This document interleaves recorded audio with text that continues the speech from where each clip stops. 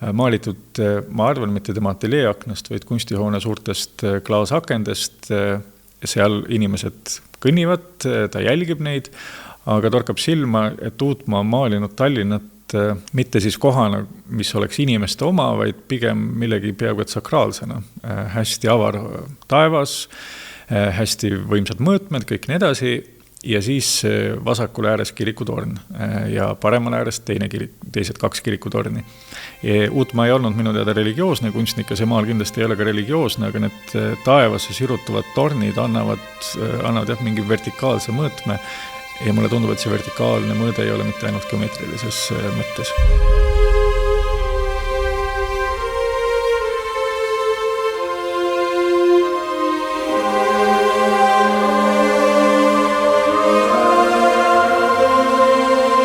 See on ka äärmiselt ilusa koloriidi tunnetuse ja impressiooniga maalitud teos, mis haarab nii kunstniku tehnilisi oskusi, võimekust luua mitte siis üksnes suurepärase kompositsiooniga tähenduslikku maali, vaid ka sellist ajastu tabamise närvi.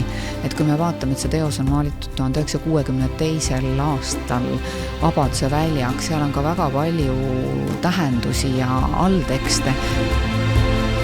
Me võime rääkida Uutmaast kui väga produktiivsest autorist ja ka tema standardsemast loomingust, tema rannavaadetest ja tema põhjarannikutest, mida me suuresti teame, aga siin kohal me räägime siiski ühest äärmiselt imposantsest ja väga sellisest pretsedenditust väljaastumisest, kus kunstniku jaoks ei ole mitte esmane olnud selle linnaruumi kujutamine, et ta on läinud mõneti oma teema mainstreamist välja, aga pidanud selle nii-öelda välja väga-väga sellises meeleolukas ja tundlikus võtmes.